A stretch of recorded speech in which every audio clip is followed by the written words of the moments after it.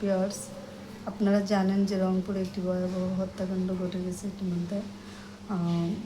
একই পরিবারের 4 জন খুন হয়েছে, ফ্যামিলিটা হিন্দু। তো বলতে চাচ্ছি এই ব্যাপারে, যারা খুন হয়েছে তারাও মানুষ, আর যারা খুন করেছে তারাও মানুষ। মানুষ হয়ে সাধারণভাবেই আমরা যেটা জানি যে একটি মানুষ একটি পিঁপড়া মারতেও কিন্তু তার হাত কাঁপে, আর সেই জায়গায় শুধুমাত্র নিজের ইয়াবা খাওয়ার অপরাধ ডাকার জন্য প্রথমে একজনকে, তারপরে তার চিৎকারে যখন আরেকজন আসলো তার ওয়াইফকে, এবং তার চিৎকার শুনে যখন আরেকজন আসলো তার মেয়েকে, এবং সবশেষে ঘুমন্ত অবস্থায় 12 বছরের যে ছেলে বাচ্চাটাকে মারা হলো।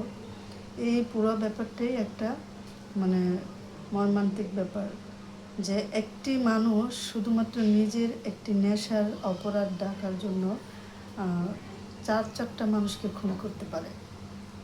এই মানুষগুলো, প্রশ্ন হচ্ছে কেমন মায়ের ঘরে জন্ম নিয়েছে। কোনো না কোনো মা অথবা কোনো না কোনো বাবার ঘরেই তো এই মানুষগুলো জন্ম নিয়েছে, তাদেরকে ভালোবেসেই হয়তো বা দুনিয়াতে এনেছিল। কিন্তু দেখেন মানুষে মানুষে কত পার্থক্য, যে কেউ খুন হয়, কেউ খুন করে। দুই ব্যক্তির মধ্যে পার্থক্য কতটুকু, যে না হয় তার নেশার খবরটা চারদিকে ছড়িয়ে পড়তো, তার জন্য 4টি মানুষকে খুন করতে হবে। বলতে চাচ্ছি যে নেশা জিনিসটা কত খারাপ, কত ভয়ানক, এটার প্রভাব যে কার উপরে কিভাবে পড়ে সমাজে। এই জায়গাটা যদি যারা নেশার ব্যবসায়ের সাথে জড়িত বা নেশাগ্রস্ত জিনিসের সাথে জড়িত তারা একটু দেখতো, তাদের বিবেককে যদি একটু প্রশ্ন করতো যে এটা শুধু একটি মানুষ খেয়েই সীমাবদ্ধ থাকে না। নেশা শুধু এমন একটি বস্তু যেটা একটি মানুষ শুধু নেশাগ্রস্ত অবস্থায় নেশা করেই শান্ত থাকে না। নেশা মানেই হচ্ছে সে যা খুশি তা করবে, তার বিবেক, তার বুদ্ধি, তার কাণ্ডজ্ঞান সব কিছুই কিন্তু নেশার কারণে লোপ পেয়ে যায়। এটাই কিন্তু হয়।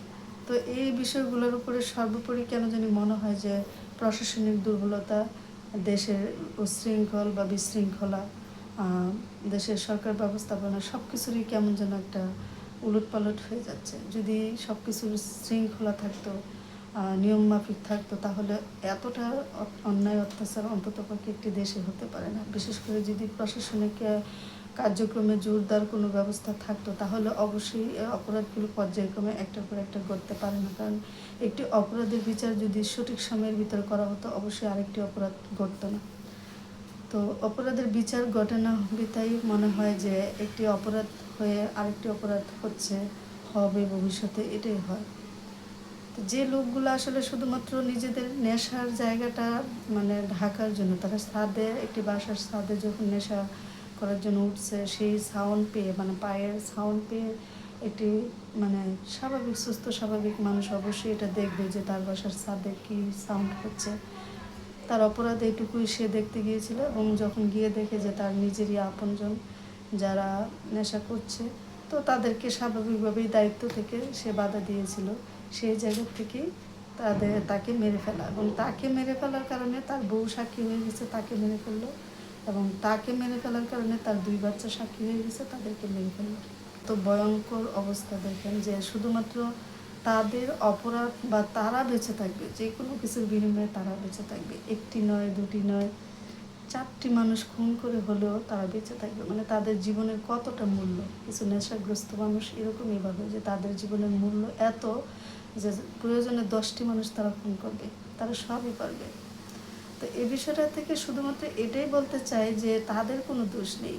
দোষ হচ্ছে সেই সব বাবা মায়ের, যেসব বাবা মারা নিজের চোখে দেখেও নেশাগ্রস্ত সন্তানদেরকে দিন দিন রায় দিয়ে মাথায় তুলছেন। অথবা সেসব বাবা মা যারা দেখেও না দেখার মতো করে থাকেন, আজকে ভাবেন যে কালকে থমকে যাবে বা কালকে থেমে যাবে, আর করবে না। অনেক বাবা মা বা অনেক গার্ডিয়ানই আছেন যারা জানেন যে তাদের সন্তান নেশা করে, কিন্তু এ ব্যাপারে কাউকে তথ্য দেন না, বা সন্তানকে বাধা দেন না, বা সন্তানকে সময় থাকতে সঠিক চিকিৎসার মুখোমুখি করেন না। তো যার কারণে এই ফলগুলো আসলে অন্য মানুষের দিতে হয়। যারা নেশাগ্রস্ত তারাও একটা সময় হয়তো বা বুঝতে পারে যে সে অপরাধ করছে, কিন্তু সেই সময়টা বুঝতে বুঝতে অনেক লেট হয়ে যায়। আর নেশাগ্রস্ত মানুষরা বিষয়টা এরকমই যে তারা যখন নেশা কেটে যায় সবই বুঝে, আর নেশা যখন আবার পায় তখন তারা কিছুই বুঝতে চায় না। তো দোষটা তাদের নয়, দোষটা হচ্ছে যে এই নেশা জাতীয় জিনিসগুলো। সরকার যত তাড়াতাড়ি পারে এই নেশা বস্তু যদি দেশের ভিতরে নিয়ন্ত্রণ রাখতে পারে, মানুষের মধ্যে যদি এগুলো ছড়াছড়ি কম রাখতে পারে, কমিয়ে রাখতে পারে প্রশাসন দায়িত্ব নিয়ে, তাহলে একটি দেশের মানুষ নিরাপদে নিশ্চিন্তে হয়তো বা বসবাস করতে পারবে। একটি দেশের মানুষ হিসেবে যে কেউ এইসব নেশায় আসক্ত হবে না।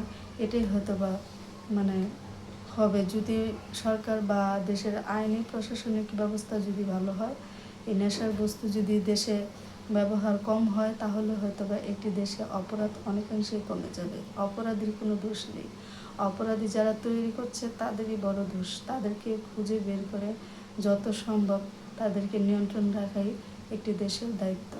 সবশেষে বলতে চাই যে সবাই সচেতন থাকবেন নিজের সন্তানের ব্যাপারে, বিশেষ করে যাতে আপনার আদরের সন্তান যত কষ্টই করেন না কেন, যত কষ্ট করে সন্তানকে লালন পালন করেন না কেন, যাই খাইয়ে লালন পালন করেন, অন্ততপক্ষে এই বিষয়ে খেয়াল রাখবেন যে আপনার সন্তান যেন কোনোভাবেই কোনো নেশার জিনিসের আসক্তি হয়ে পড়ে।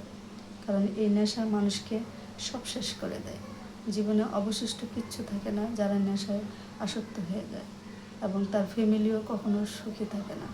তাই সবশেষে বলতে চাই, নেশার বিরুদ্ধে দাঁড়ান, সবাই নেশাকে না বলুন। যেখানে নেশাগ্রস্ত লোকদের দেখবেন তাদেরকে যথাসম্ভব আইনের আওতায় আনুন, অথবা তাদেরকে বুঝিয়ে নেশার পথ থেকে ফিরিয়ে আনুন। তাহলে একটি দেশে অপরাধ কম হবে। আল্লাহ হাফিজ।